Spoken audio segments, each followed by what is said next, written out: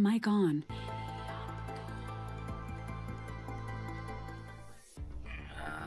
朝早く起きすぎて頭回んね。今日の開始時間を遅らせてくれよ。Alright, let's get into it. Welcome to Gamers Kingdom Livestream to the PGR of Fake Acension Part 2. I would like to say this, that I will have something else going on in the background along with my friend probably playing something else.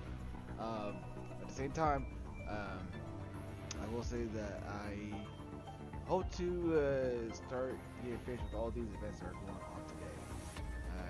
The story of this story, the current update that's going on with Honkai, and the last event of Acension. So if you like what you see, you like what you hear, please Q note of us, subscribe to us, comment, and all the like. So that being said, let's get to it. Okay, let's see.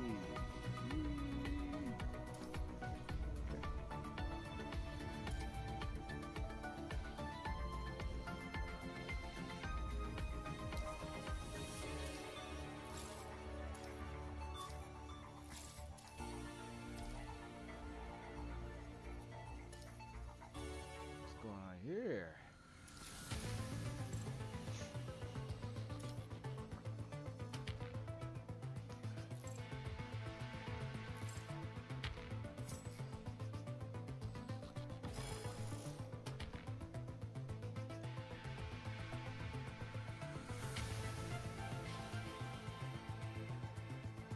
All right, here we go.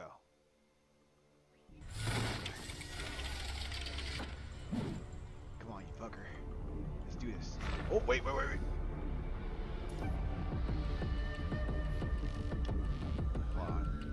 controller was not connected. Hold on. Hold up.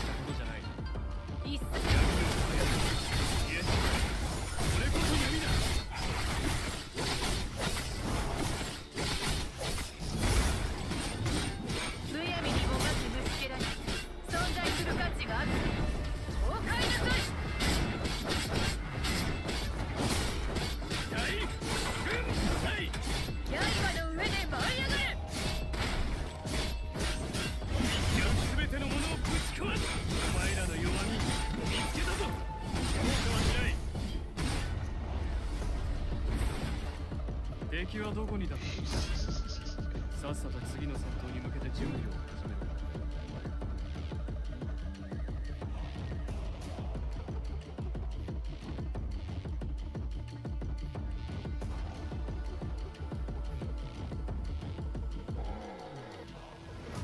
What up, Jay? Yo.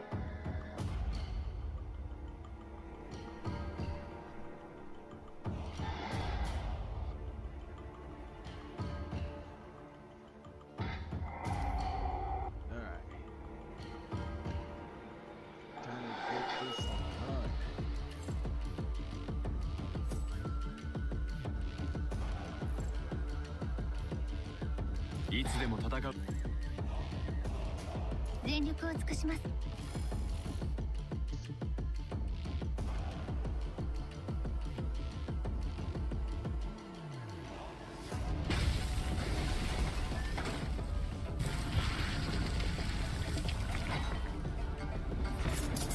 私と戦ったことを後悔する。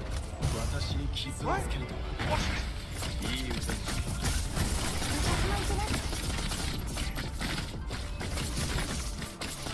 これだけで積み続けるものが私の後ろに。私が全て処理する。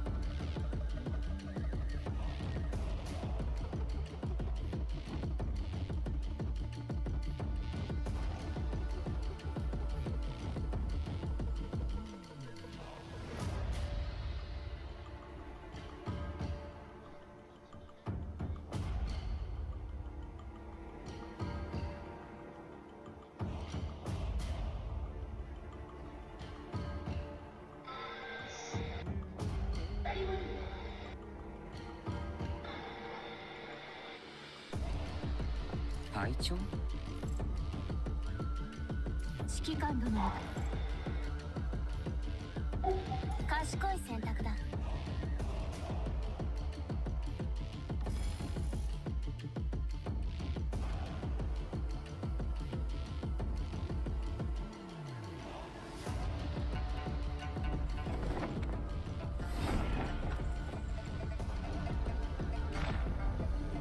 諦めたと僕が旅行のか？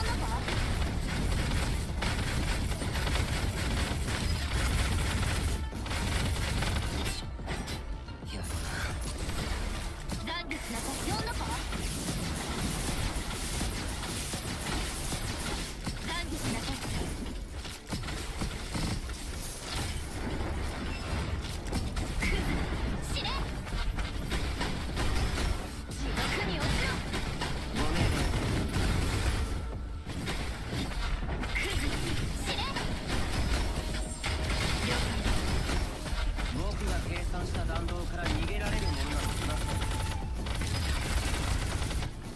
これはあなたたちの結末はただ一つです。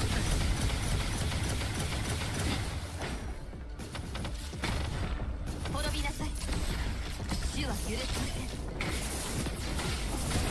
呼んだか？この矢はあなたへの憐れみです。断じしなさい。クズ、塵となって消えうさ。邪魔するな。地獄に落ちろ。ご命令を。僕が計算した弾道から逃げられる者などいません。僕が計算した弾道から逃げられる者などいません。諦める方が賢明です。呼んだか？滅びなさい。主は許しません。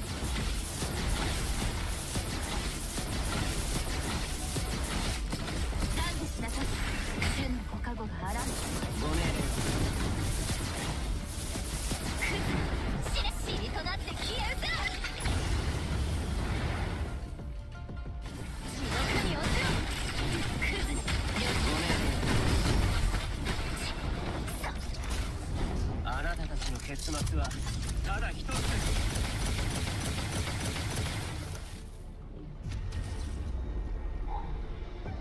今回も完璧な車線でした。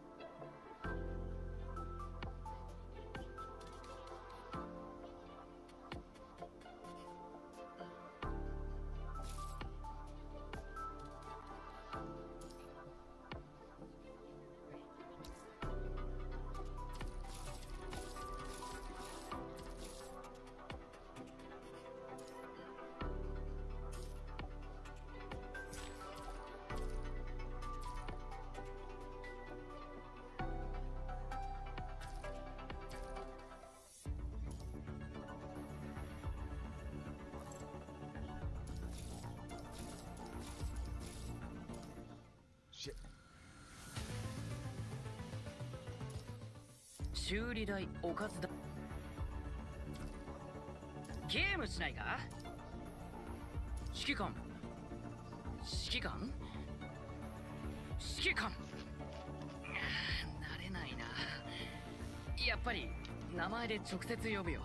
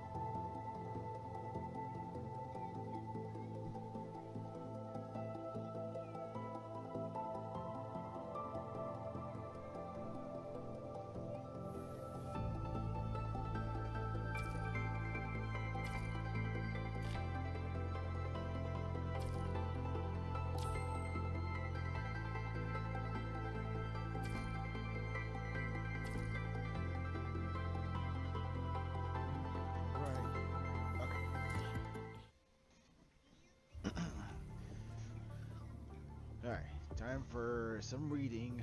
Alright, here we go. Climbing up the long and narrow steps, you come upon a relatively safe area, finally allowing you to unload the heavy mods in an empty air cylinder. You search all accessible floors, but find no one. Only the rooms lying in ruins remained unsearched. We need to think of a way in. But there aren't any signs of activities in these rooms. No signs of activities.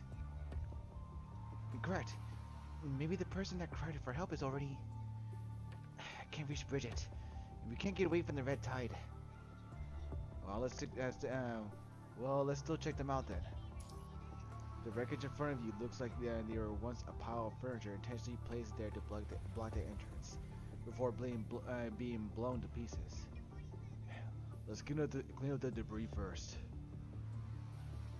The four of you use improvised shovels to clear out the debris in the corridor.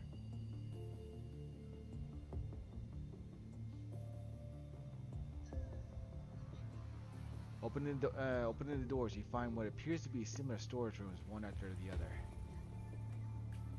In the last room, old daily necessities are littered throughout, accompanied by stacks of storage boxes. Several work uniforms discarded in the corner have grown moldy over time. Ugh. Imagine just finding someone's, old leftovers in one corner of an old place and it's just mold coming out of them. That's gross. It's absolutely gross.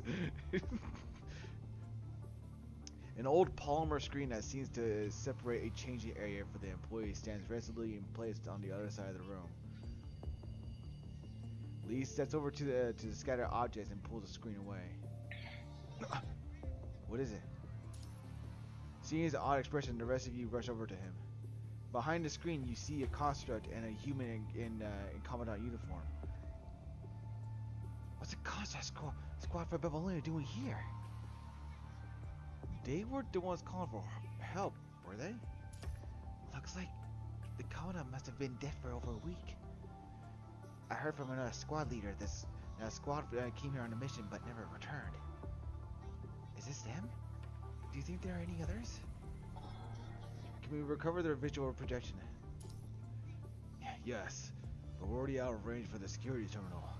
We should set up another one here to boost the signal. Alright, should we step here? We'll leave you to it, Lee. Lee nods, then pulls out a security terminal from his bag. Alright, any response from Asimov? Not yet. There's a lot of signal fluctuations here. We'll have to wait. You nod to Liv, and quietly watch Lee operate the delicate security terminal. Security terminal operational. Select an area to retrieve data. Just retrieve data from the last day that they were alive. Acquiring data, complete. Generate image from the data, complete. Under the influence of the spear of FOS, you see two constructs in a human colony appearing in a room. They lean wearily against the wall and place the holoscreens from their terminals in front of them. There were 3 of them? Looks like they were, and the other one wasn't here by the end. Relay our coordinates to Coco. Have her meet us here. She'll be here to fight us anyway. Why don't we just leave and let her figure it out? Quit being stupid. His voice sounds familiar. Where have I heard it before?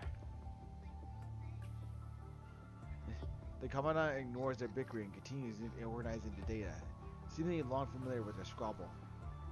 Let's organize the data we've collected. We'll prepare to head out once Coco returns. The stern male construct furrows his brow and nods, then begins to open up the mess of data on his holoscreen.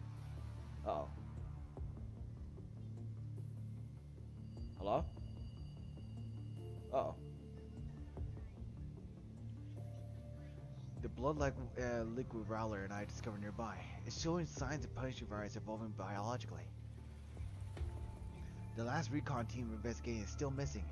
Maybe they've been absorbed into it. The Punisher virus evolving? And now the squad is missing. Absorbed into it.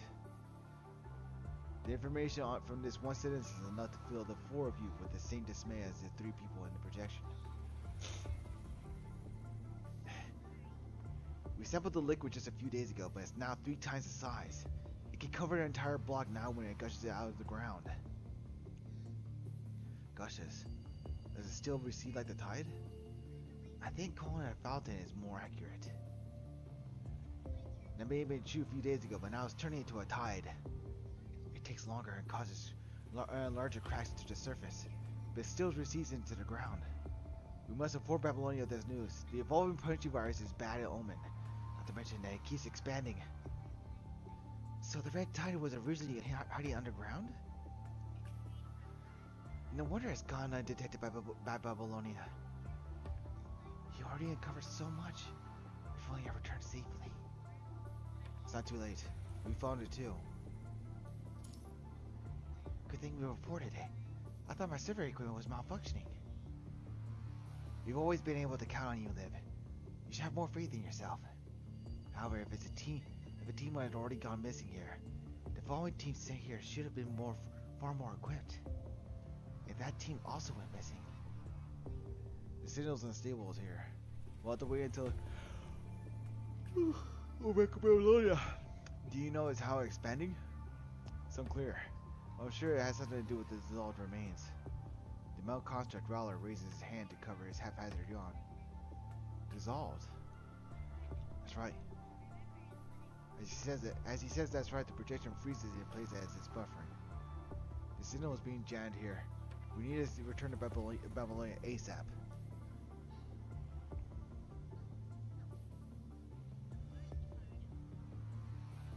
When the projection resumes, the 2 constructs are able to at the table stand up and prepare to leave per their commandant's orders. However, a blurry shadow stands in the doorway, suddenly charging at them with a lightning fast slash. Coco, you! He opens his eyes wide in horror as he looks at the dark figures before him, then falls to the ground, limp.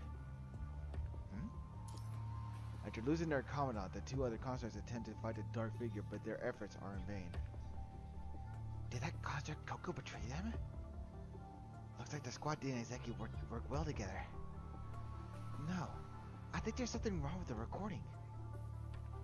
You mean when I was buffering for a moment? Yeah, but we can't prove anything without looking for more clues. Wanna keep searching, Commandant? I trust Liv's intuition. Alright, let's keep looking.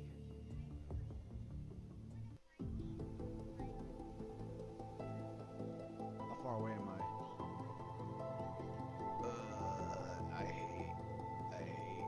Okay, Piper.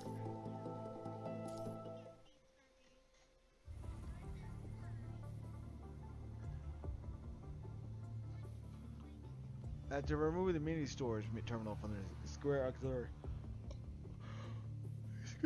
connects to the spear of FOS gently vibrates. New recording found. Update the currently generated projection.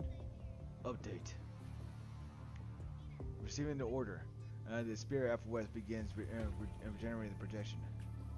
Broadcast the updated segment. The updated data is available nearby. Please proceed to the location to view the updated segment.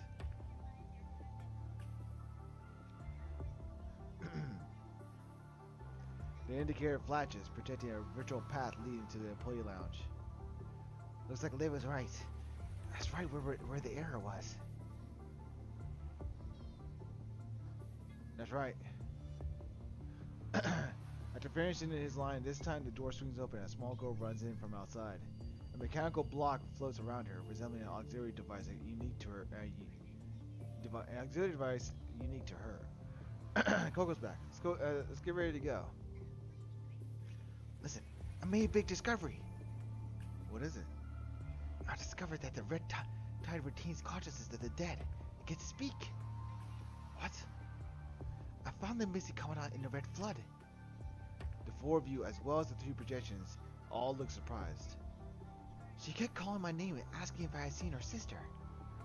That doesn't make any sense. What do you think it is?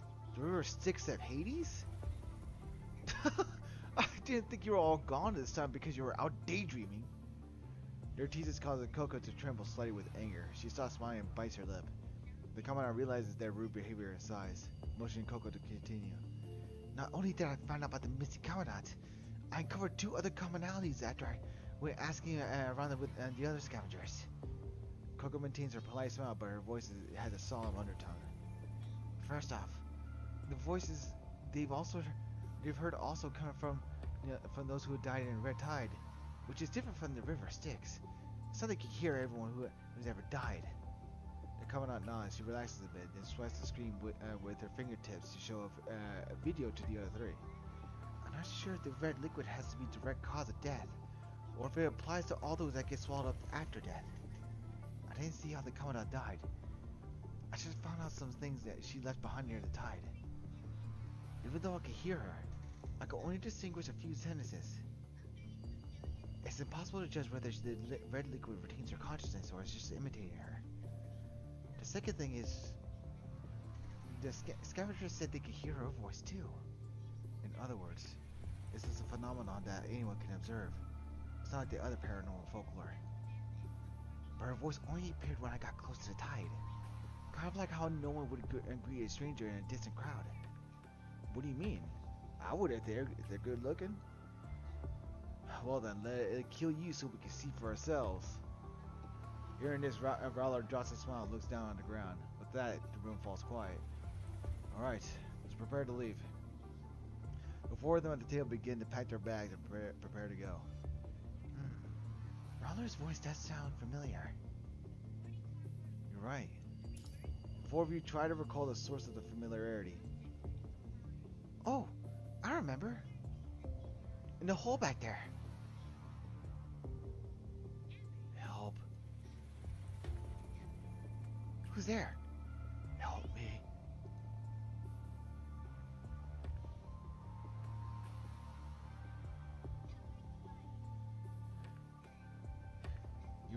You're right.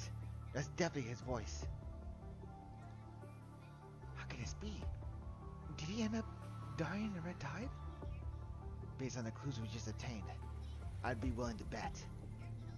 The Red Tide, as big as it is now, there's sure to be a lot more remains in it. But why were there so many people corrupted stationed in this area?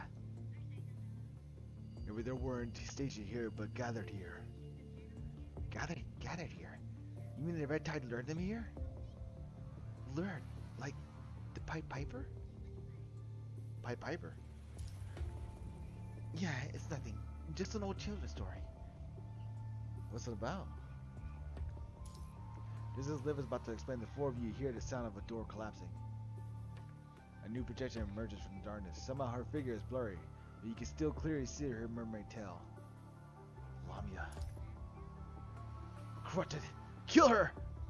However, the construct stand little chance against an ascendant. The construct is in front is thrown across the room. He stops moving after barely any struggle. Coco, run! Our mission is to report back! Just as the Commandant gives the order, the Ascendant throws the human against the ceiling, and the Commandant's neck snaps from the impact, finally falling to the other side of the room. Jesus. The remaining two constructs cry out. Without hesitation, they follow the Commandant's last order and charge out of the room in the opposite directions. Why do you have to run away in different directions? Can't you make my pursuit easier? She looks at each of them, then turns to pursue Rowler. The projection follows as Coco runs downstairs with her floating auxiliary device before hearing Rowler screaming nearby. Damn it! We don't stand a chance against this enemy! I must... Coco grabs her auxiliary device and stuffs it into a secret compartment in the corridor. She removes the keycard and destroys the furniture in the corridor with her weapon in an attempt to delay the ascendant.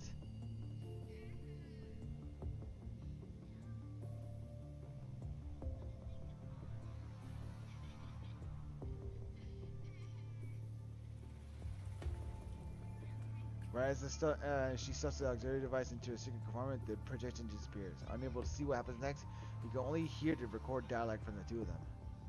I'm missing something? How did you come out of... Wait, how can a corrupted like you talk? Do I really have to explain everything? Who the hell are you? That doesn't concern you. Since you're you're investigating under the Ascendant's watchful eyes, you can't walk out of here alive. What's an Ascendant? What do you mean by their watchful eyes? Did you create the tide? Quit asking so many questions. I can't answer them all at once. But one thing is certain. This is Providence. So the world cannot find out yet. With that, you hear the sound of an explosion. Coco screams as the stairs collapse. I accidentally said too much, but it doesn't matter. She's already dead. Lamia sighs and jumps down from the second floor, her scowl fading into the distance. How troublesome. I have to chase the other guy who ran away. But I'm sure he hasn't gone far with that injury. Did she say under their watchful eyes? If Washu was here, I wouldn't be surprised if they sent a base nearby. That may be why Washu was brought here in the first place. Do you really think they're working together? What are you saying, Kamen? You mean Washu intentionally lead to Ascendant's location? It's possible. At that moment, your common indicator flashes. Hey, looks like we finally reached you. Ooh, mommy? Sorry, mommy? Is something wrong? We lost contact for so long, I was starting to get worried. Not to mention, we detected a large red mass heading straight for you. We thought we were going to lose you too. I've been worried sick.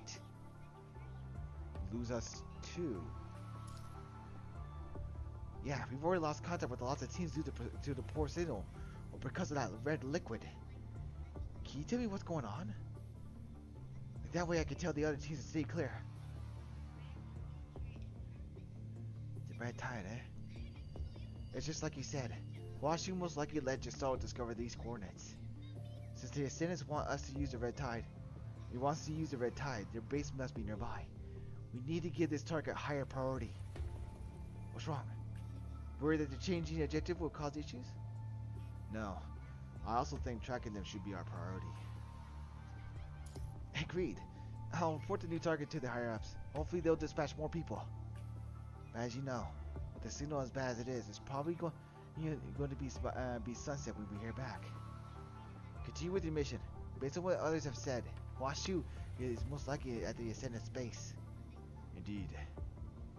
Do you need help leaving where you are before you continue your investigation? That would be great. Alright, I'll dispatch a ship to get to you. We're by the hotel window, like Cinderella's carriage waiting for her at midnight. What's the situation with Babylonia? We haven't received any good news, but at least we haven't heard anything worse. Seems like it's still roughly at the same altitude as when we first left. It's rising slowly, but it can't accelerate for a while, which means that it'll still be in danger of being targeted from the surface. How about the others? As you know, most of the crew has descended along with you. Those that remain on board are scrambling to clean up. Regardless, this has to be a slap in the face for some people. Some people. Those who got a little too complacent hiding in Babylonia. As long as matters on Earth are resolved, I won't be surprised if this happens again. And no one can guarantee that we'll be so successful next time. Well, we'll leave what's up there to the higher-ups. We got more pressing matters here. If we don't solve the problem here, Babylonia will still be in danger. On it. Bridget smiles brightly, waves, and terminates the call. I guess we need to get to work.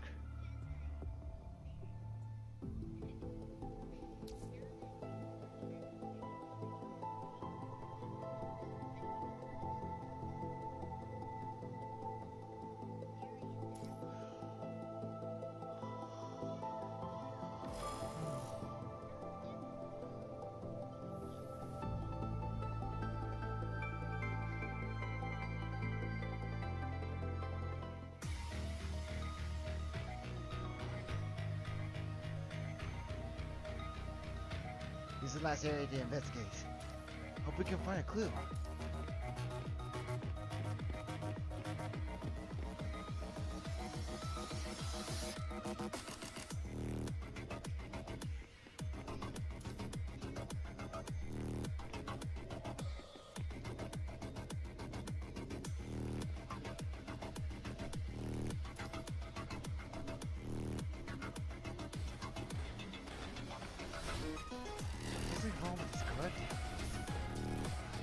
Let's knock it out first.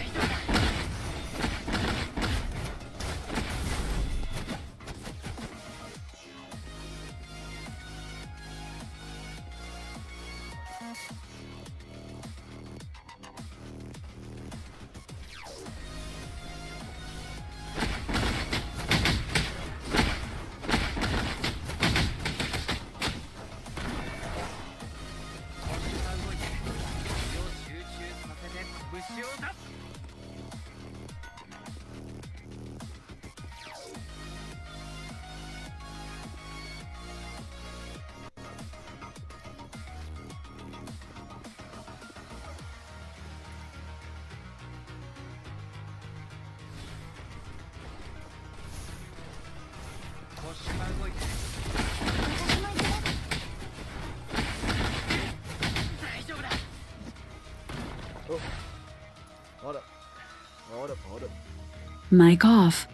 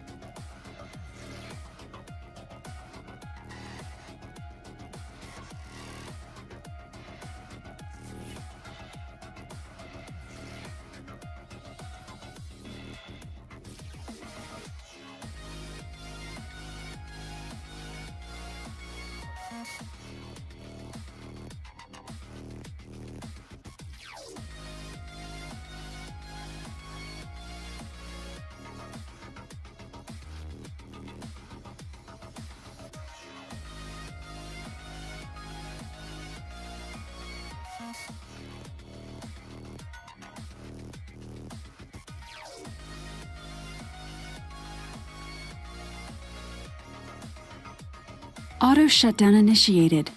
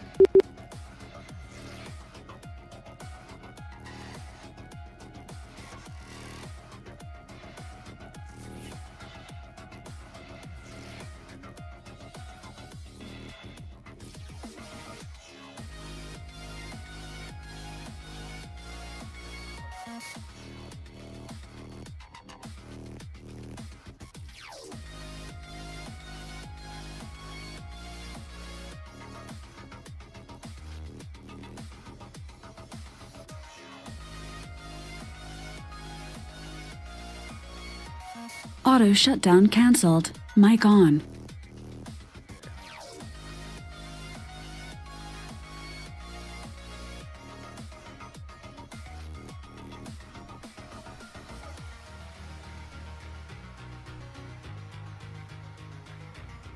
Sound real quick.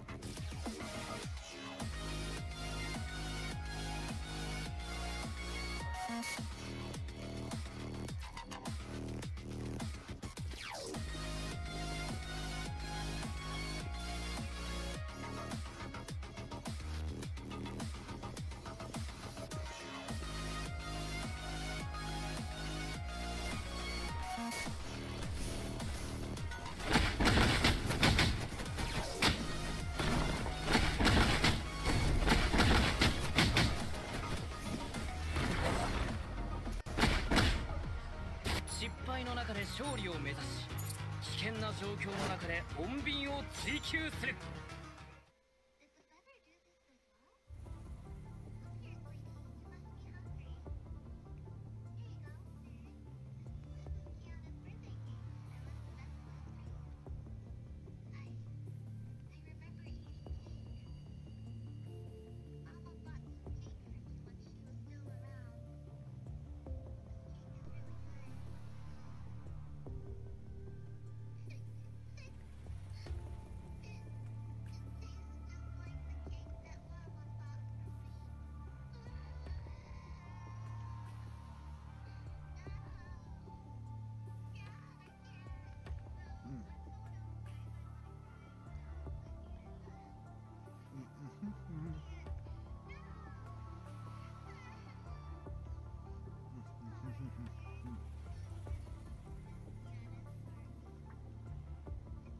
Sorry, guys.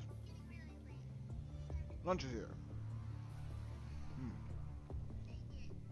With your combined efforts, you have defeated the last of them. However, among them, the familiar mechanical bodies, you find some unfamiliar coded. What are these things? Looks like they fused cards there on the train.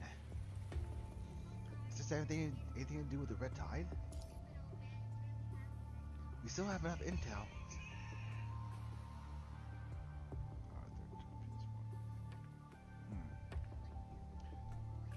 Lee, can you use the Spear of FOS to restore their memory? I'm trying. I can pick up their data, but it can't be deciphered. Are there any other clues? Once we've watched the final sim, this area will be clear. Let's proceed to the next area. At that point, your comms indicator flashes again. Finally, I've reached you. Are you alright?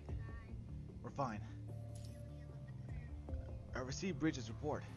We should prioritize tracking the ascendants. Is there anything else to report? Get out of here. You're distracting me from my work. Sorry, I'll be leaving shortly. Why are you two together? We lost contact for so long, I was starting to get worried. I noticed you sent a report to Azimuth through the survey channel, so I thought I'd come here to see how it's going. Azimuth collected some new samples. Good. Send it to me. We've also found new corrupted. New corrupted. If you don't mind, Liv? Not at all. After receiving the sample data from Liv, Asimov furrows his brow in contemplation, revealing an expression you have never seen before. He sends up something and runs to the other side of the lab as if searching for something. Then you hear the sound of a cup overturning. I've never seen him so flustered. Looks like it's serious.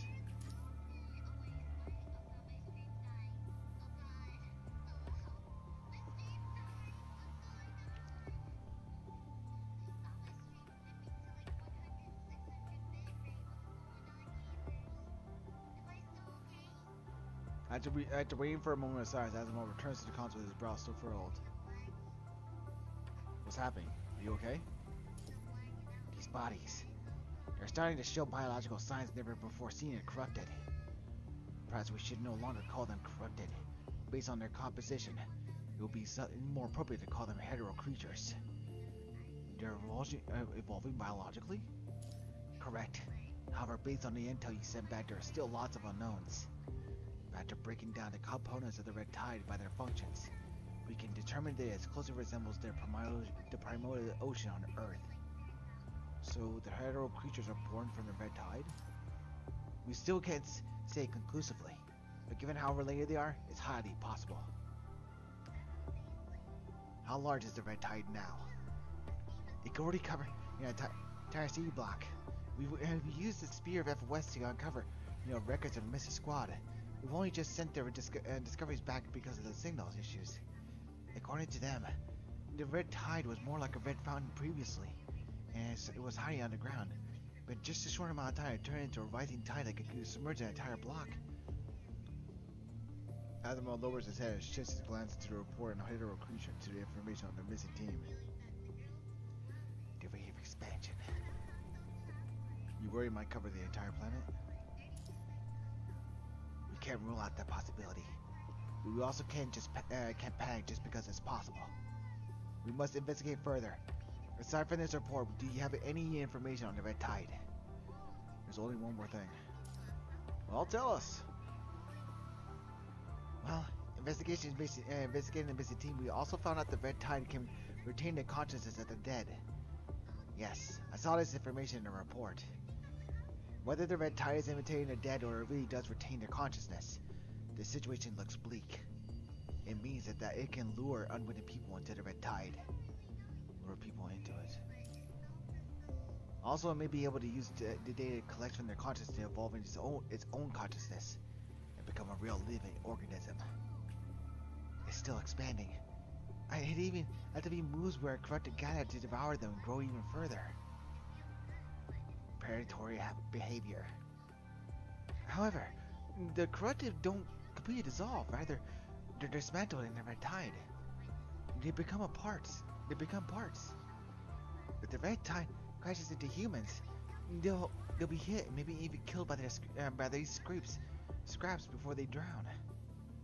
Dismantled into parts. Is it because it can't be dissolved, or? Okay, hold on. Mic off.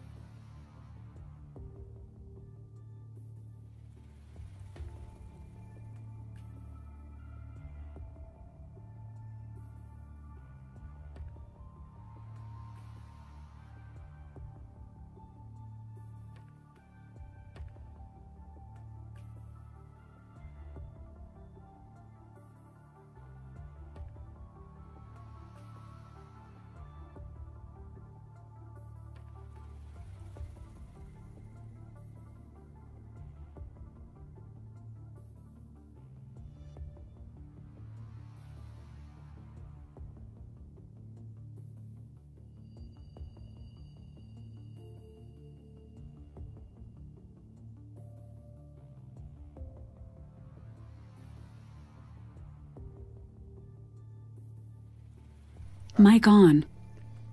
Asimov keeps his unproven speculation to himself before throwing out a question. What do you think the Red Tide will evolve into? Oh, it'll accelerate the spread of the punishing virus while continuing to expand. Is that all? Is that all? Murray nods. Asimov stops his work and turns to see him smiling by his side. I just received a report from another team. They were stationed further away and they had direct contact with the Red Tide, but they spoke with the scavengers nearby. Recently, a large number of Crota have been gathering in the ruins, where there have been reports of unused supplies. However, no one that ventured into the ruins has ever returned. Who do you think is responsible for this? Could it be the Ascendants? It's highly likely. The scavengers gave vague descriptions, but early accounts seem to share some resemblance. At this rate, even if Washu didn't lead us here, we would have investigated this area due to rumors or the sheer number of teens that would have gone missing here. This means they have a trump card in their hand. Once it matures, they'll have something as powerful, if not more, than the Ascendants. Matures? They needed to keep it a secret in the past, but now they're no longer afraid of the people spreading rumors or our squads going missing. That can only mean that their trump card is almost ready to be deployed. In other words, although the Red Tide and Hetero creatures pose a threat, they can't overpower us anytime soon. And yet they still carry out their plan, which means there must be an even greater threat. I think so too. Now that we've obtained this information, we need to destroy this immature trump card before they can play it. Of course, it didn't take you too long to figure it out, eh, Lee? They would have come to the same conclusion with this information. But we don't have enough intel yet. Come on, Lee. Please report back if you have any new information. Can you leave my lab first? All right, no problem. I was just here because you looked anxious from all the news on the Red Tide, so I wanted to coordinate with you on this information as soon as possible. Sorry, I didn't mean to disturb you.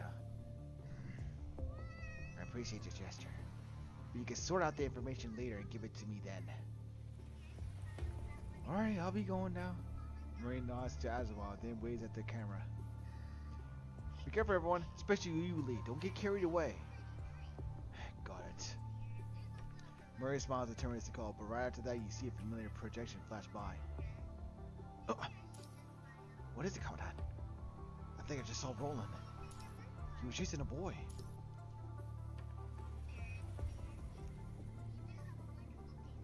Following the direction of the projection leaving, you see Roland smiling as usual while talking with the boy.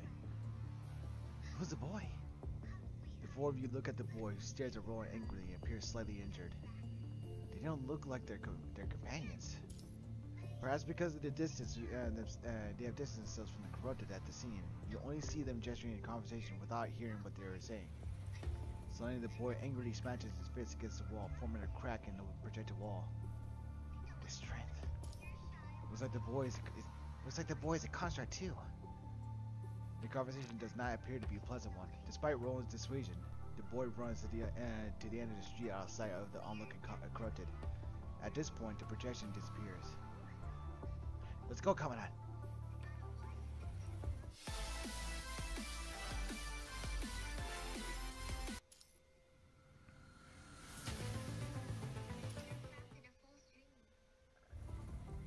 Alright. Mic off.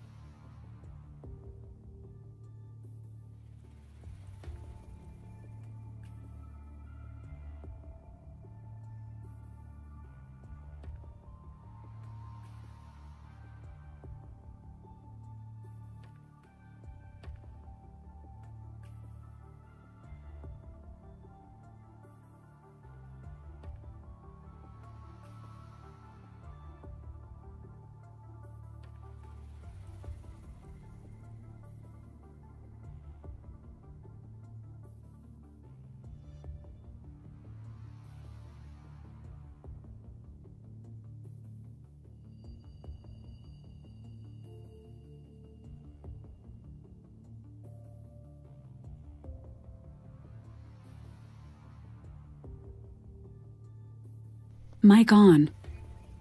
After defeating the corrupted along the way, the four of you finally reach the end of the street. Gather data to pinpoint Roland and the boy. Requiring target data, complete. Generating image from data, complete. Using the spear of FOS to display the protection, you see Roland smiling as usual while grabbing the young construct's neck. Can't run away anymore? There's nowhere else to run. The corrupted are swarming from behind. You can't take them out alone. He grabs the boy by the neck to force him to look back. Even though the corrupted projections have been destroyed, the young construct still continues to look towards the other end of the street in anguish and rage. It appears while standing there, he must have seen a dire situation that with many corrupted blocking their way out. Let me go. You're too weak now. It wouldn't be wise to resist. I don't know what you're talking about. The pressure from his neck suddenly increases. His consciousness and voice slowly fade. Hurts, doesn't it? Whether it be humans or constructs, life without ascension is so fragile. Let me go. Oh? Why do you still insist on resisting? Let me see the answers in your mind. A red current flows through Roland's arm, and the hand that is grabbing the boy's neck, and the hand that is grabbing the boy's neck, and surges into his entire body in an instant. As the corruption continues to rise, Roland is able to easily uncover the data within the boy's mind. You relax. If you're not careful, I'll tear your mind to pieces. No, don't. I see. You were sold by your mother. Yet another orphan. What? I've seen so many others like you, all abandoned. They'll be ascended and saved from the sea of suffering. I don't need saving. It seems that you've been misguided by what you believe is correct. You. Even though Roland's words of corruption have filled the boy with misery, the young construct continues to struggle in resistance. You heard that she came here with other scavengers. Is that not why you applied to conduct this mission here? Are you using this as a way to find your family? But your memories of her were from so long ago. Even if you see her now, you might not even recognize her. Mind your own business. Hearing the boy's response, Roland shows an unsurprising, expression of contempt, then throws the boy into the class ruins. Smiling, he slowly walks towards him. What a pity. After becoming a construct, your predecessor who took care of you was rebooted after being seriously injured. She not only lost her memory data, but also transferred out of here. You're now powerless in protecting her. That's why you lost. Without her, the other members will only believe you. Isn't that right? The young construct clenches his teeth tightly and struggles as the corruption continues to take hold. You have nothing? However, it is because you have nothing that can give you everything. On behalf of the Ascendants. Why protect a group of people who beat you down? Why bother transporting supplies to people who don't respect you at all? Because you're too weak.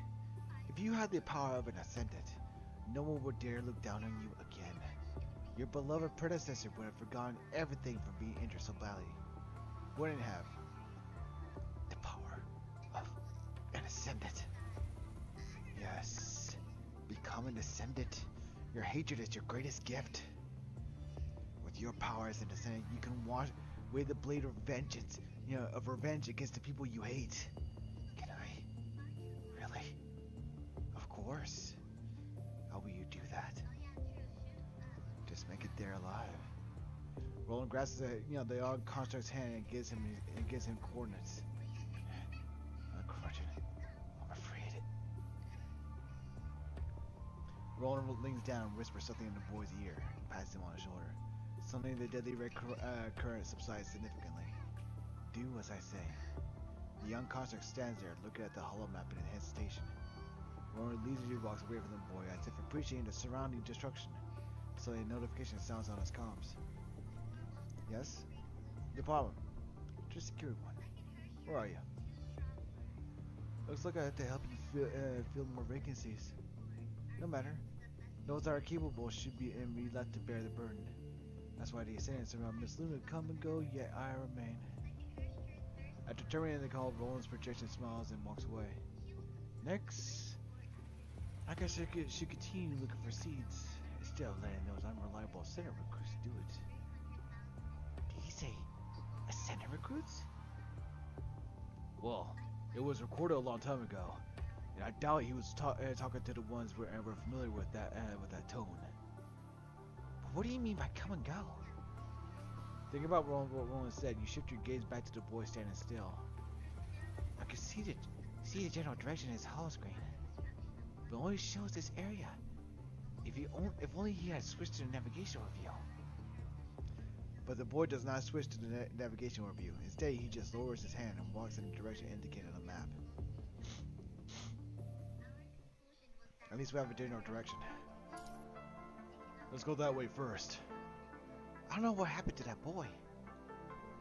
If only we could see his record again.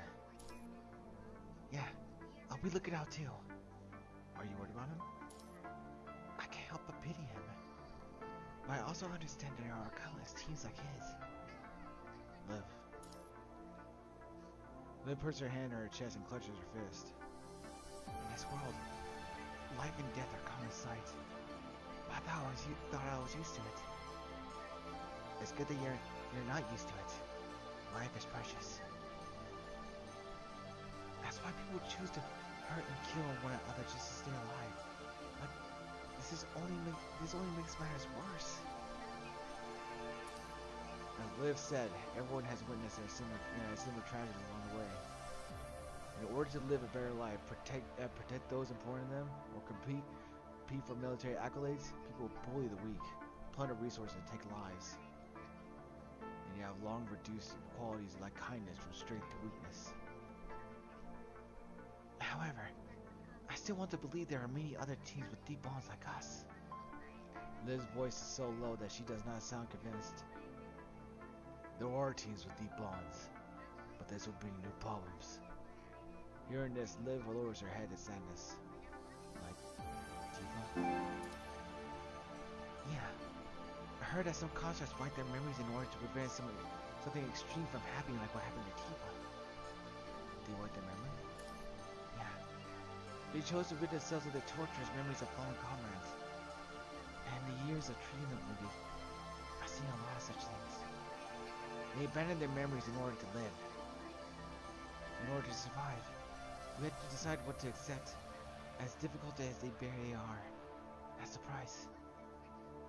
The price. Lucy looks at her hand and lost in contemplation. Back then, I was prepared to lose my memories because there were more things I couldn't lose.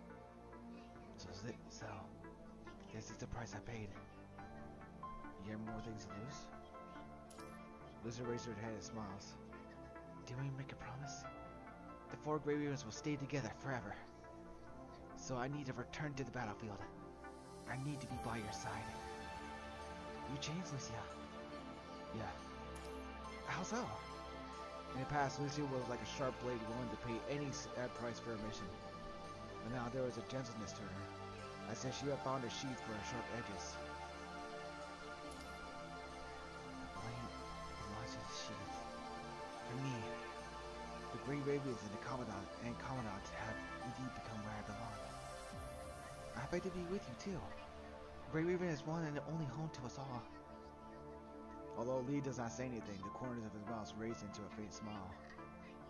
Lucia stands next to the three of you.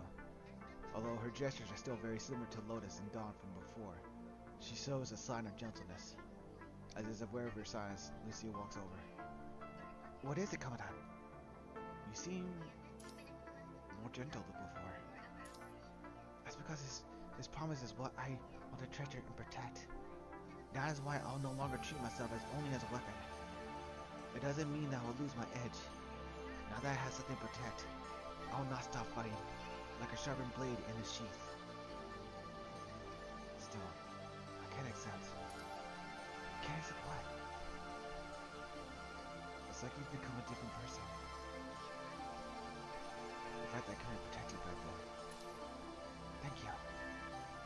Silently, she raises her head and her expression returns to normal. Lucia. I'll change it for the better. This fight will come to an end. Yes, I believe you. She smiles barely, but her eyes shone with hope and conviction. Standing at the base of what appears to be a mountain's feet, she is like a mountaineer determined to climb the rugged path and reach the distant peak. Commander, I believe that this fight will come to an end too. Even when that day comes, the 4 Grey Ravens will always be together. Indeed.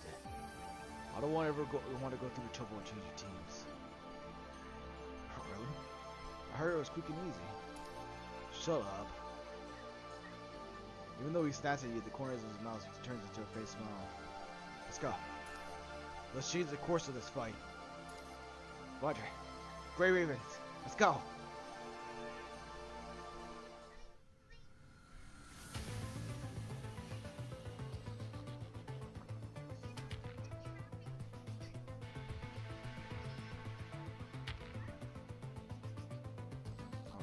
Let's see.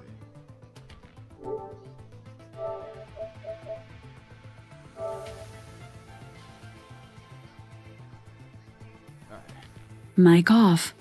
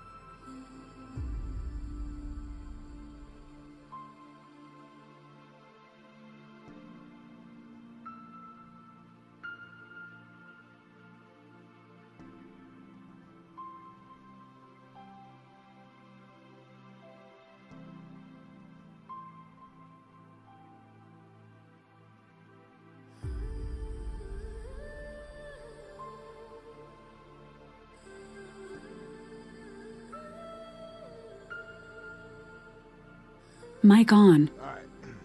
No longer at the present onward, a familiar figure appears in among the projections of the ruins. Is that the boy we just saw? A boy stands on the locked ruins, looking out of the destroyed block. He resembles a corrupted with the amount of broken parts in his body. Looks like he fell to become a sinner like Roland. The boy stumbles forward in the ruins, his eyes, once full of anger, not devoid of any semblance of emotion. Even though it's just a projection, he is still entwined with red current. He's already deteriorated into a corrupted. This must have happened when he returned from that place. But didn't Roland give him an invitation? Why would he let him become a corrupted? Because he was still required to make it there alive. Looks like he failed. The young construct continues to wander the deserted ruins, occasionally looking at the sky and making some mechanical and meaningless gestures. Suddenly a female scavenger stops by the ruins. Jet! Whether the young corrupted hears a name or simply a loud noise, he turns around and staggers toward the female scavenger. How could you turn into her? She begins to weep and takes out some smushed pieces of bread from her backpack, apparently handing it to the boy. Do you hate Mom? The boy is unable to respond now that he is a corrupted. If I didn't hand you to the dataless corporation, we would have all started death. As she weeps, she becomes more heartbroken, but the boy still does not respond. Instead, he continues to walk slowly toward her. I heard some soldiers see that you were here on a mission, so I wanted to see you again. Saying that, she wept quietly. But how did you turn into this? While his mother cries, the boy hobbles toward her like a taller, learning to walk. He steps on a loose brick and slides down the ruins. Jet! Jet! The female scavenger hurries to help the boy up. He hands him a piece of bread. I'm sorry. It's all I have left. You can have it. He opens his mouth like a toddler to eat the bread his mother gives him, but then he bites off her hand in the process. The woman releases the blood-curdling scream from the pain. It seems that she has not noticed, or rather cannot accept that her child has turned into a corrupted. No. With his outstretched hand falls helplessly by her side. The four of you know that there is nothing you can do that could change what happened. The female scavenger clutches her severed wrist, then hurriedly gets up to run away. Why do you hate me so much? We just wanted us to survive. As to be chose our best chance of survival. I never meant to abandon you. The woman falls to the ground from the pain in her severed arm, too weak to stand. She watches helplessly as her son approaches with each step. Just... He thrusts his hand right through her chest, causing blood to spew out of her mouth. She still fights through the agony to say her last words. Oh, he failed you.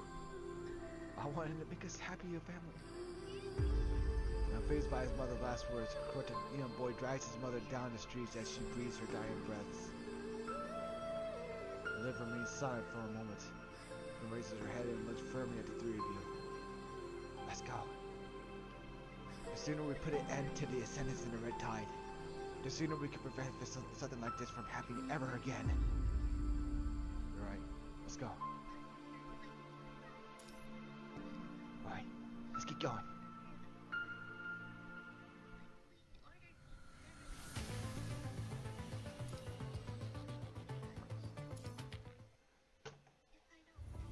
Alright, hold on. Be right back. Mic off.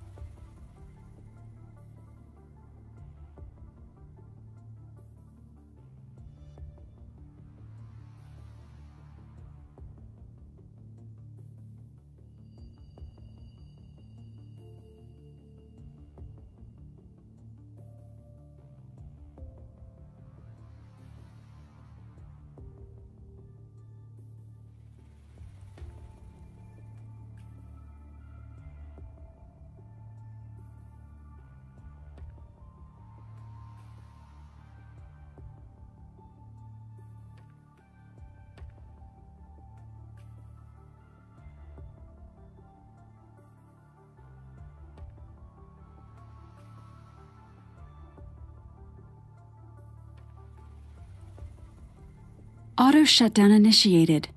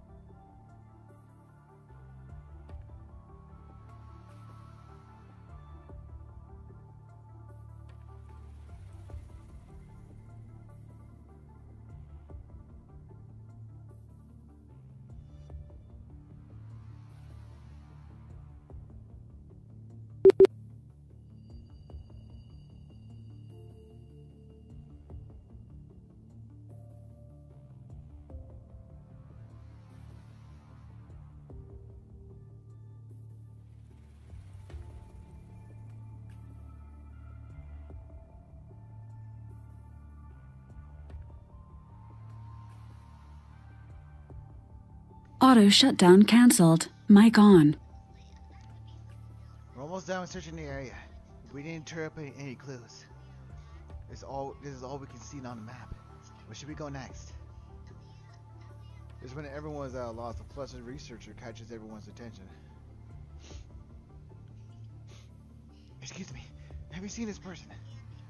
She pulls out a picture and asks around the scavengers. You damn fancy folks with your fancy jobs. You're looking for someone, why don't you, go ask your damn watchdogs? So sorry, this is personal. I can't ask security for help. Please, help me. Hearing this, scavenger squatting in the corner takes a photo and glances at it. Oh, this gal? I'll give you a scoop. What's in it for me? The flustered researcher takes out a bag of compressed biscuits from her pocket and hands it to the scavenger. He quickly rips open the bag and swallows them whole. I just saw her go down that way. The researcher thanks the scavenger and runs in the direction he was pointing. He smacks his lip and sneers. I didn't see nothing. By the look of the scavengers and researchers, this must have happened quite a long time ago. There are no clues that match the key intel here. Should we take a chance? Following the researcher's projection, you'll all arrive at the dark alley. We haven't searched this area yet. The entrance is well hidden. Looks intentional. See if there are any records here. After inputting the key intel into the Spirit FOS, the researcher reappears in front of you. She has not run down the alley for long before embracing the construct and cries, "Sister!" She found her even though he just pointed in a random direction? Was it because she kept narrowing her search? Family members share a certain bond. It's not that strange. Growing up with someone makes it easier to predict where they all go. After all, you're familiar with their habits and how they think. Really? I don't have any practical experience in this matter. You don't have any siblings live? I have a brother and sisters, but we're not related by blood. If we did, maybe it would have been better. Blood. Lucia no longer understands what Luna's thinking. She's been separate from. At the moment, the construct in the research arms turns around and gives a look of surprise. Who? Oh, you're Lydia's Sister Angel, right? Oh, wrong person. It's you. How did you know she's here? Where is she? Why haven't I found her for so long? The lake here pinpoints her in this area. That's the only reason I found this place. Did anyone tell you? She was wounded in battle, switched bodies in order to recover. I saw her go out this morning. Maybe she's out on a mission. Does she still remember me? I don't think her memory data was damaged. She said hi to me last night. If you don't feel at ease, just wait for her here. I need to get going. I'm still on a mission. She waves goodbye and leaves. Angel breathes a sigh of relief and sinks to the ground. Seems like she's worried about her sister. And as a researcher, the fact that her sister has a contract. She must have her own reasons. Angel stands up and passes dirt off her knees. Just as she's about to walk in a nearby bench, her comm rings. A message? Sister? She opens the message in a hurry. The four of you onlookers step forward and look carefully at the words on the screen. Sorry I haven't been in touch with you for so long, Angel. I was wounded in the battle a few days ago. When I was at the rescue camp, I saw a wounded and mechanical Angel.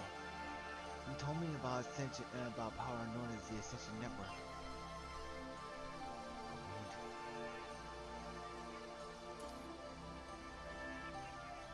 We were both researchers, but when we ran out of test subjects, they used me instead.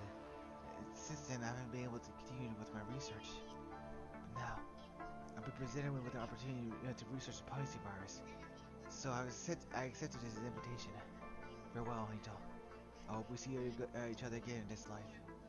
After reading the message, Angel staggers backwards a few steps and falls to the ground again. That's such a network.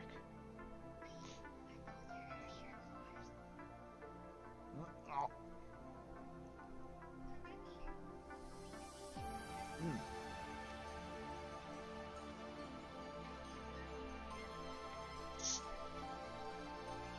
Even though she does not know what her sister is what she's talking about, she can still sense the danger.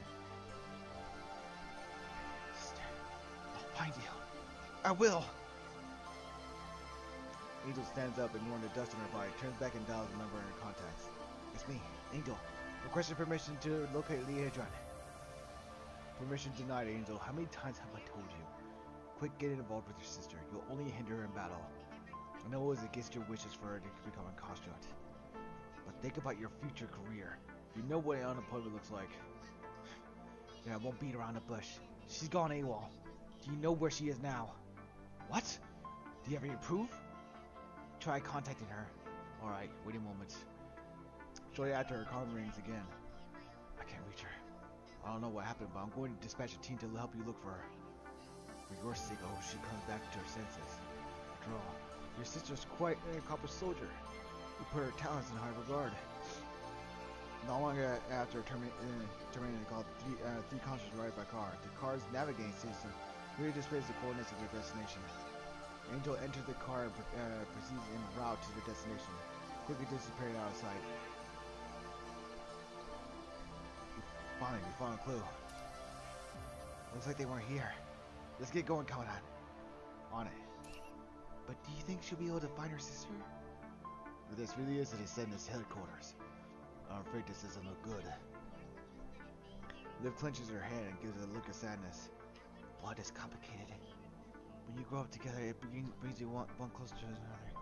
But in times like this, it also pushes you to the abyss. Blood. Blood. This is the second time Lucia says this word. Is she still thinking about what happened to your sister Luna?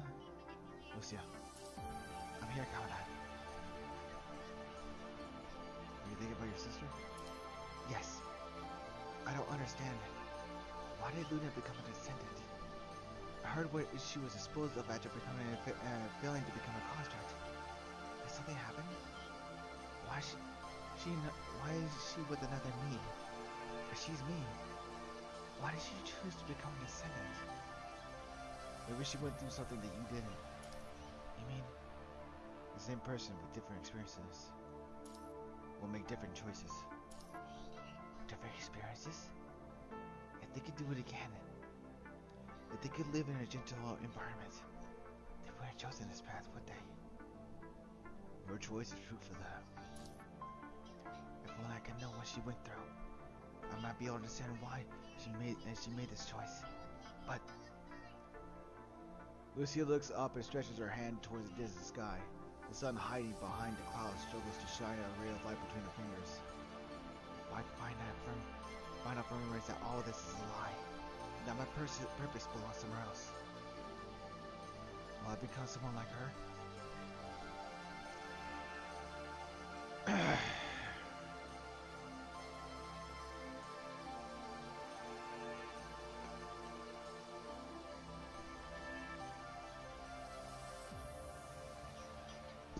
Mic off.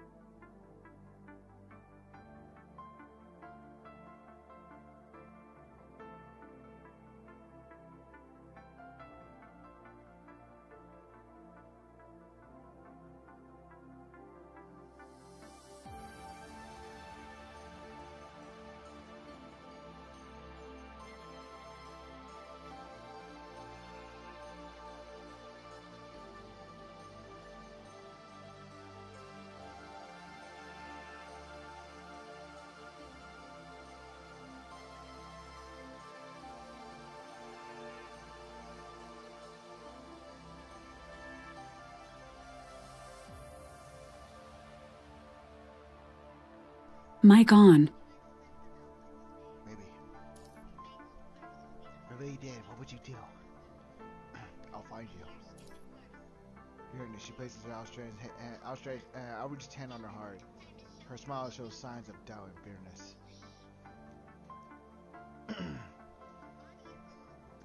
She and I are the same person. I wouldn't be surprised if we make the same decisions. Do you really believe in me? Yes. I'm sure she'd make the same decisions as you. You mean she had the same experience as I have? She will also be standing here as a leader of creators. Your affirmations does little to assuage Lucia for worries. Confusion of the unknown, the fear of loss, the possibility of parting after the uncovering of truth. All these worries cloud her heart, much like the sun above. Whatever happens in the end, I will respect your decisions, Lucia. Thank you, Commandant. Lucia nods, although the worry in her eyes remain, her smile widens faintly. She turns and leads the rest of you to the target location. Her pace continues to be firm in conviction, and, like a raven aimed at its target, she spreads her wings and soars into the cloud-covered sky.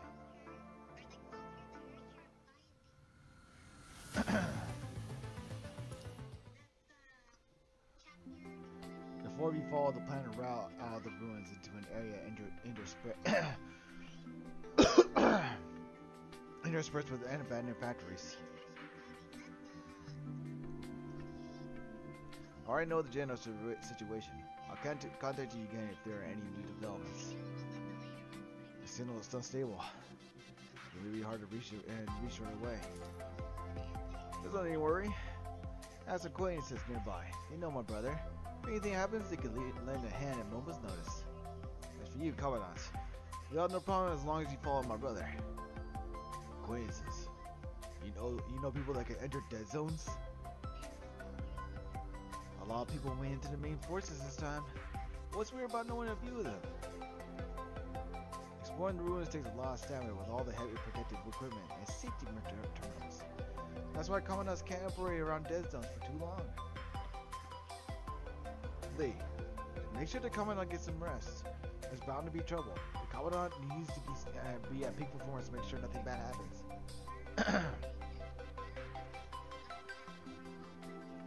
Murray smiles and says goodbye to the four of you, then terminates the call. You've been fighting for quite some time now. You should rest up, Commandant. I can keep going. Commandant. Liv looks sad, but she does not say anything, so you continue onward. The warm afternoon sun at your backs, the remains left behind by the red tides amidst the same peculiar gazes, surrounding you on all sides. The crumbling buildings nearby from a concrete forest reaching into the low clouds, limiting their visibility. In the shadow of the abandoned factory, there is a pile of crates of varying sizes, most of which show sign of being rummaged through. I wonder if these crates contain any clues. As she keeps moving, Liv examines the crates stacked on the side of the road. This area has already been picked clean by the scavengers. I doubt there's anything of value here. Scavengers rummage for supplies. Clues would be left in their tracks. Hey, what's this? Liv runs up to the crates beside her and returns with the book. The book appears to have been hidden in the crates and its pages were specially preserved. Even then, the book has deteriorated over time. It seems like the pages will rip out with little effort. It's a book, the predecessor to ebooks. I've heard the people in the Golden Age would restore ebooks into physical copies that were sold for nostalgia or collection. Looks like it's one of those physical books. The four of you continue onward, book in hand. While Lucia continues to look around, she glances at the book in Liv's hand, seemingly interested. What's in the book? Is it a clue? Carefully, Liv opens the faded cover, and a white petal falls out of her hand. It's a pearl blossom. It's been flattened. I don't know if it's real or not. She carefully puts the petal back and reads the title of the book. Cardman Rider Genesis. Liv quickly skims through and conveys the story to the rest of you. Based on her description, the story is about the fate of a young man who uses the power of cards. Okay, goddammit. Power of cards to shapeshift and save the Earth from aliens with the help of his companions. By the look of the content, there's nothing that can be used as a clue. At least it was interesting read. I feel that it's great to be able to trust and fight side by side with your companions. Not just in the story, but in real life as well. Same here. I'm really glad to have met you all. Liv nods and carefully turns the book to the last page. On the inside of the back cover, she sees a beautifully written note. Earth has been stricken with innumerable disasters, and time has washed every one of them away. Live for tomorrow, because all will pass. Shrek. Shrek!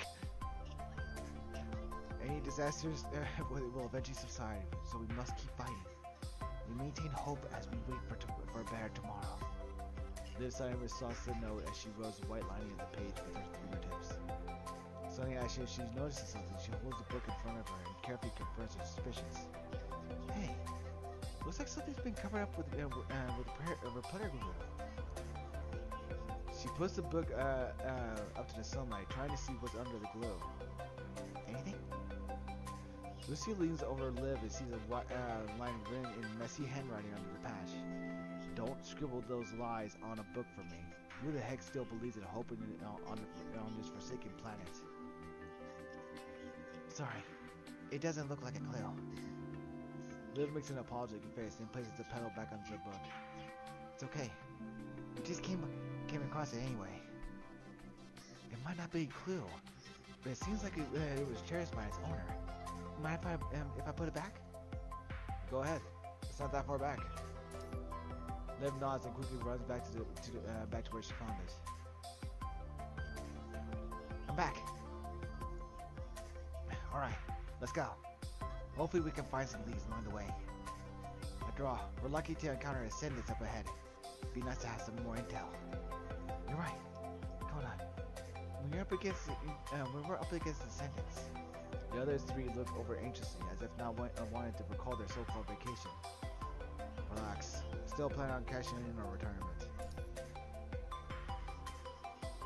Say that sort of talk for when we return to safety Babylonia. Four of you fall into an awkward silence. I'm not sure if this counts as a clue, but... Liv looks around the surrounding area, lost in contemplation. What is it? I've been here before. Really? You've been here before too? You too, Lee? I recall passing through here on a survey mission, but that was when I was still with Kuruma. Oh, It's been a while for me too. Is this something for your past life? Because before I was a construct. Back when I was a medic, I was ordered to come here to rescue people here. Liv points to the southeast. Over there. But I'm sure it's already completely destroyed. At the time, our retaliation forces were overwhelmed and corrupted. Most of the soldiers were ordered to evacuate. That would have led to even more casualties. I stayed behind to heal the wounded until the constructs revived. But seems like this place has left quite an impression. Has it? It really has. It was because of that incident I became a construct. It has allowed me to help more people, like what I'm doing right now. And because I helped everyone, I was able to join the Grey Ravens to be with you all. But I'm surprised, Lee. I'm surprised Lee came here on a mission as well. What about you, Lucy? Have you been here before? If that's the case, then I think fate has brought us together. When I asked this question, Lucia lets out an awkward expression. This place seems familiar, but I can't recall why. Maybe you lost some of your memories when you changed frames? Back then. No, I already checked. Lucia's mind didn't suffer any memory loss. Her memory data was stable. Lucy didn't lose any of her memories when she was transferred into a plume frame. Maybe it's just deja vu? Deja vu. You probably have been somewhere similar. That's why you think it looks familiar. But I don't have any memories from a place like this. Maybe you lost some memories before you transferred into the plume frame? Then now is the time to tell her? Thinking over this issue, Lucia opens her mouth hesitantly. Mom, now thinking about it, some of my memory is a bit hazy and normal. That was with the former Grey Ravens before I met you all. She sighed softly, unsure of how to continue. Lucia, actually, you tell Lucia about what Hassan and Asimov said before we all left. You mean they have a hidden memory for me? I can authorize you to access the memory. Lucia lowers her head in contemplation for a moment. I trust your decision, Commandant, but we should prioritize the mission. Time is of the essence. Also, I still have some things I need to confirm. It's fine, Lucia. Don't worry about whether or not you've been here with the others before knowing the Commandant. From now on, the four of us will be on missions together. Right, thanks. I'm not worried about this. But you're right. No matter what happens in the future, the Grey Ravens will always be together.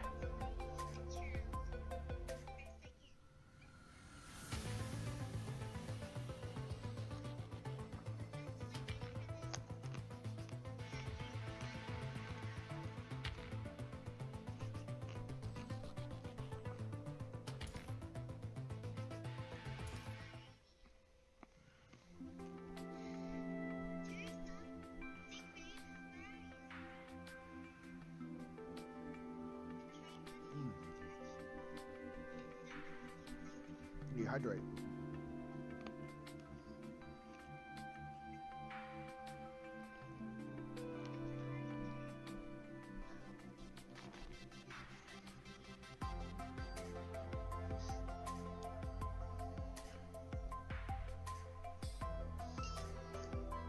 Alright.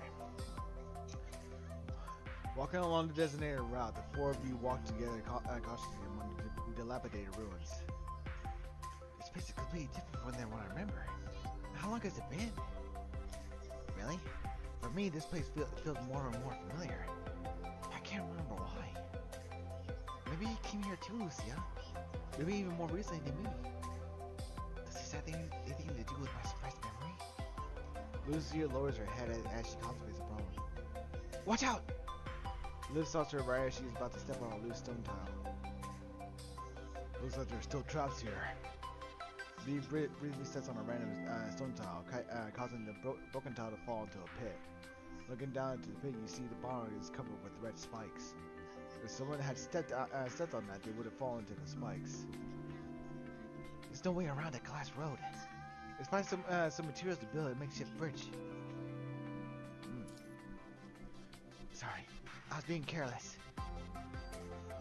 Looks like there are still traps all over the road. We need to be careful. You're right. Be on the lookout for supplies we can use to get around the traps. Let's go, Commandant.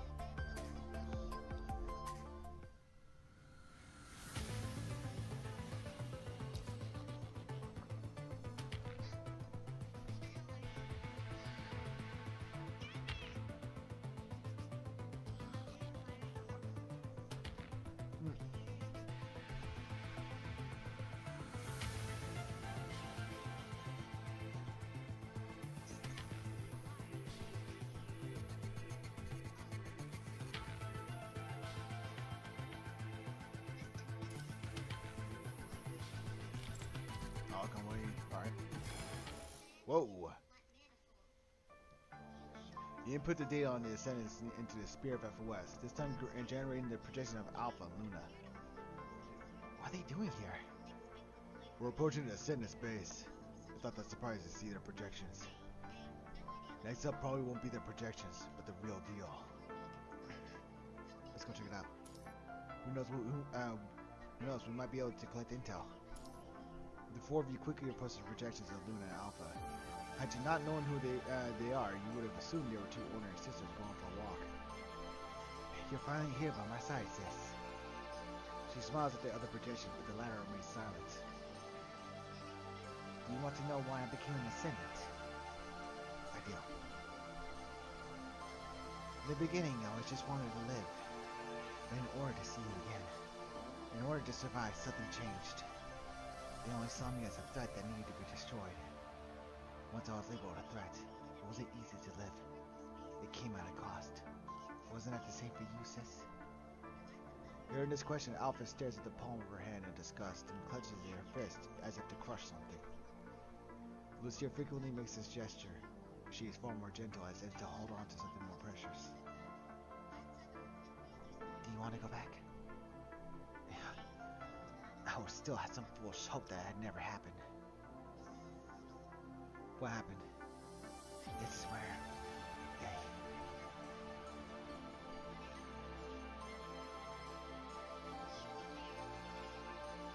With an expression of disgust, Alpha reaches out to her distant son. This resembled the same action that she did before, but is fundamentally different. Unwilling to recall the memory, she throws her eyebrows and disappears into the distance of Luna's projection. The four of you follow them for a short distance until you see the projection of Lucy and Lotus among them. So I really did. I've been here before, just like everyone else. Time and war have ravaged this area, dealing irreparable damage to the land. However, a sense of familiarity still remains, to give the three of them a sense of nostalgia. And this is where my supposed memory took place. Wanna have a look? I still has some foolish hope that it never happened. Recalling Alpha's words, Lucia is silent for a moment. I'm really grateful to be with everyone. Even if it's a grateful feeling. Even if this grateful feeling, according to the other me, comes from my ignorance of the truth. For now, no matter what I was born to do, I'm sure your conviction of kindness would steer me once again into the right direction. Yes, I'm sure of it. She referred to herself quietly. Before that gap in my memory, I was a member of the previous Grey Raven team. That was before the three of you were a part of the Grey Ravens. Even without Luna by my side, I was still committed to fighting for Babylonia, for humans and my friends, just like I am now. But something happened during the gap in my memory, causing Alpha to walk down the path she's on. That's why I can't give you my promise. I can't imagine what will happen after I remember. But the Lucia I know doesn't like to run away. Yes. Also, I told you. No matter what happens, I respect your decision. Hold on. She looks up, her smile returned. Let's get going. Let's go see what happened to me.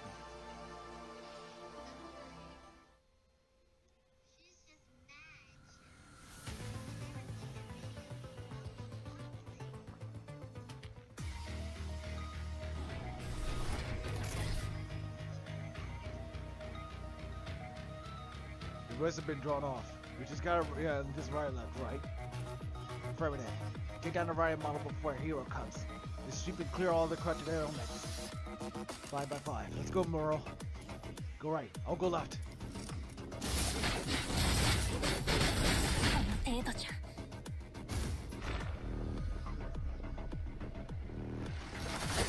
退けなさい。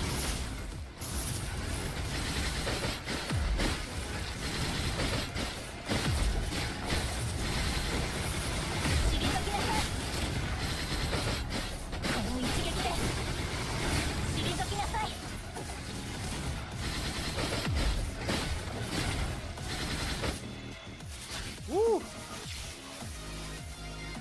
Got it. What a naughty thing. Hurry and finish it off, Lucia.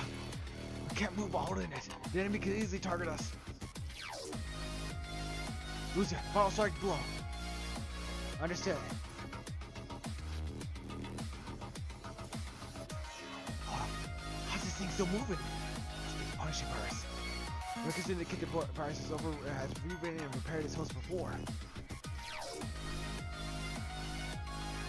also means our attacks are working.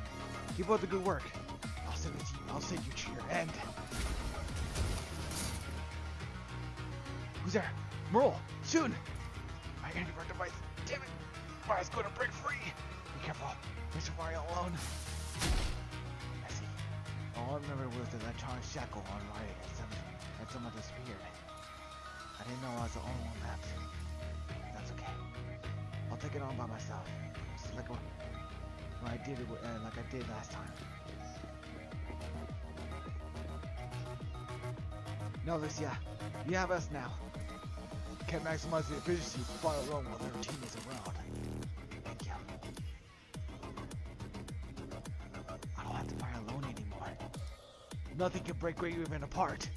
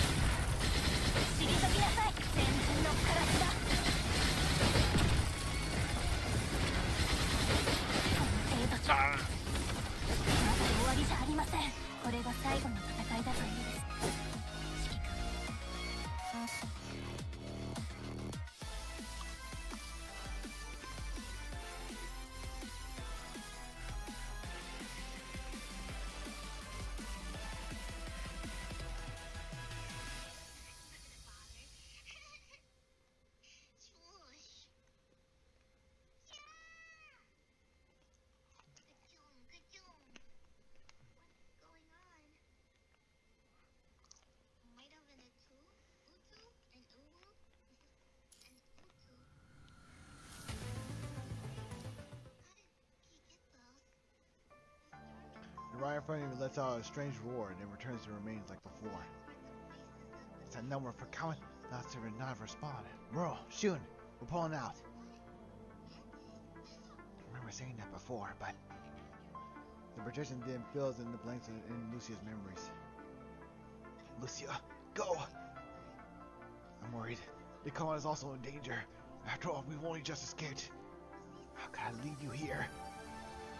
She goes to Merle and Shun, trying her best to carry one of them first. At the moment, the long disconnected former Kana finally contacts her. Lucia! He gasps for air as if he had just been through an arduous battle. Coming out. Merle and Shun are seriously wounded. I need support! We can't. I know it's cool to say this, but leave them there. I've been ambushed. Get over here and provide backup. I can't abandon our comrades! Don't worry about us. Shun and I can transfer our memories. We'll see you again in no time. Memory transfer? But that technology is still... Don't worry. We might lose some memories, but we'll be fine. Shun forces a smile under unbearable pain. Lucia! Get back here ASAP! We don't have much time! Lucia's projection grits her teeth, showing a sign of reluctance as she leaves her fallen comrades.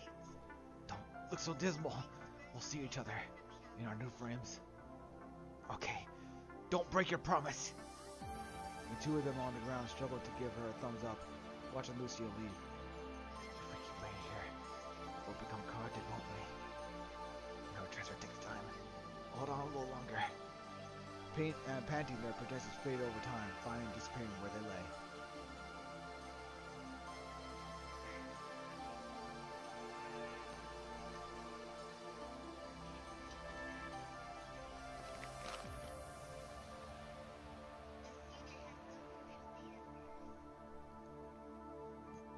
Remember anything? Lucia shakes her head. Even though she saw a projection, she still cannot recall any relevant data in her mind. By seeing them confirms what the Commandant said about the incident. It really did happen here. Hudson said,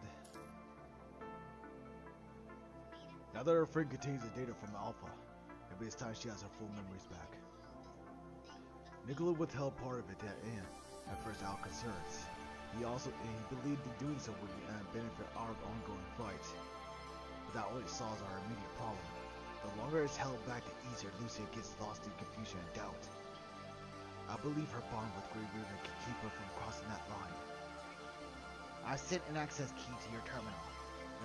It'll allow you to use the spear of FOS to get access to Lucia's deep mind. That's where Alpha's memories are locked. You should know what that means. It's up to you to decide when to use it. Now that Lucia has accepted the first half of this memory, maybe you can give her the permission now. Lucia, did you try to persuade her using an emergency notification on your comms? Any issues? Nothing so far. I noticed that you've been in the same location for a while now. I was worried you were in danger. We're just having a rest. Alright, but time is of the essence. The red tide is incoming. Evacuate the premises immediately. Bridget should be nearby. She should be able to give you guys a ride. Now's like the right time. Till our next time. After receiving this information, without further ado, you terminate the call and quickly proceed to the designated entrance.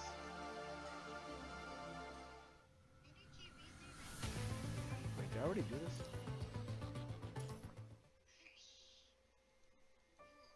I did.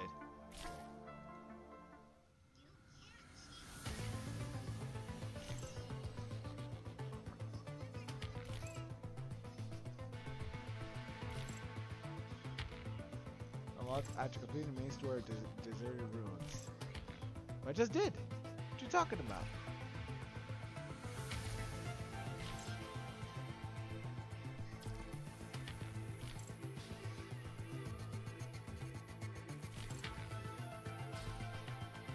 I wonder, am I doing this right? I get the feeling I'm not doing this right. Because I just...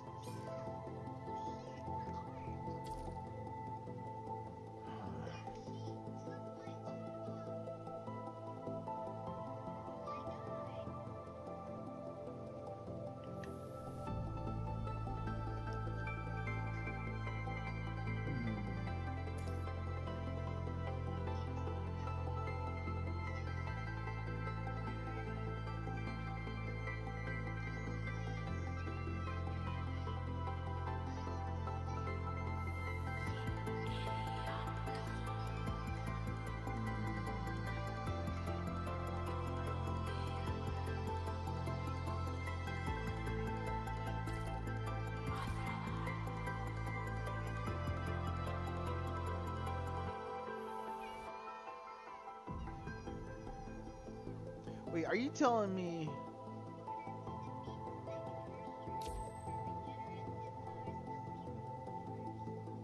I'm so confused.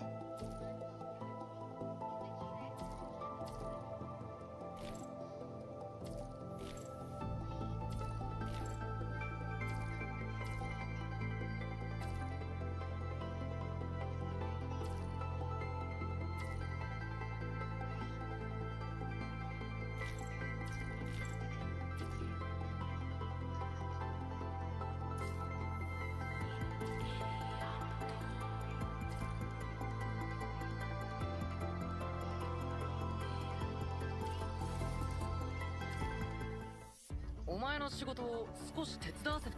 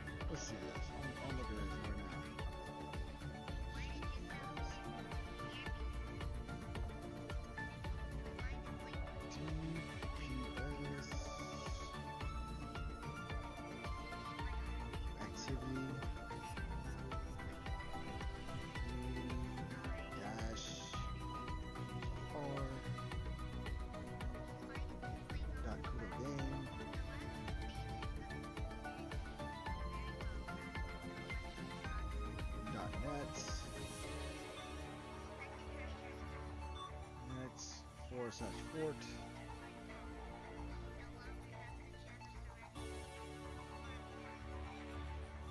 / main HTML.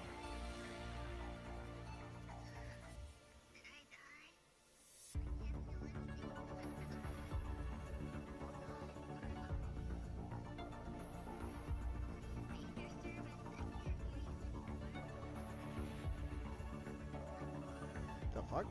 What is this?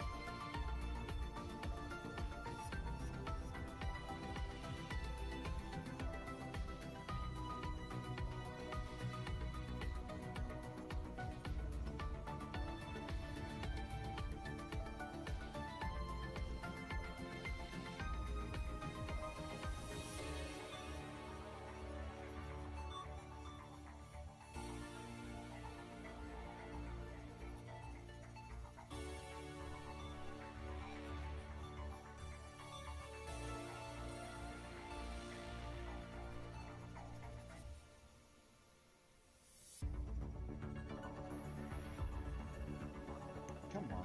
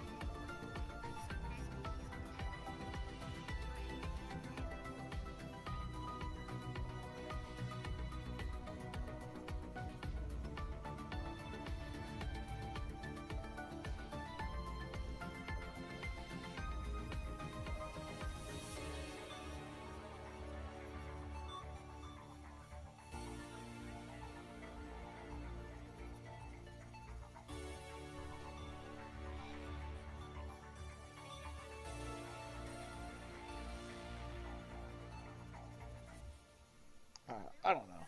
It's not working. I'll take care of that later.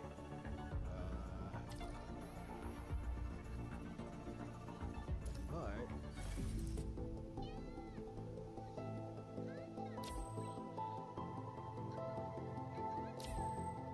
I think I'll leave the rest of this till.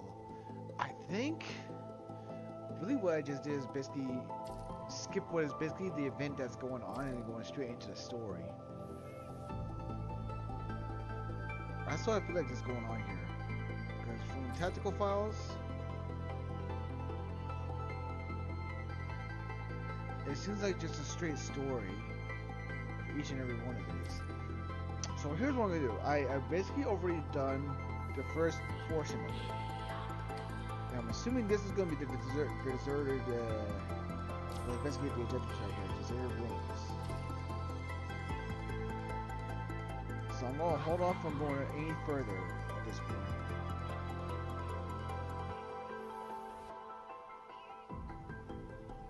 So, alright. Well, I'll leave things right here and then start the stream for a bit before I continue on to Honkai. For a minute, I'm gonna take a break from what I'm doing so I can get ready for the next one. So thank you guys for watching. Hopefully you guys, like the gameplay and whatever shenanigans might happen in the next one. Until then.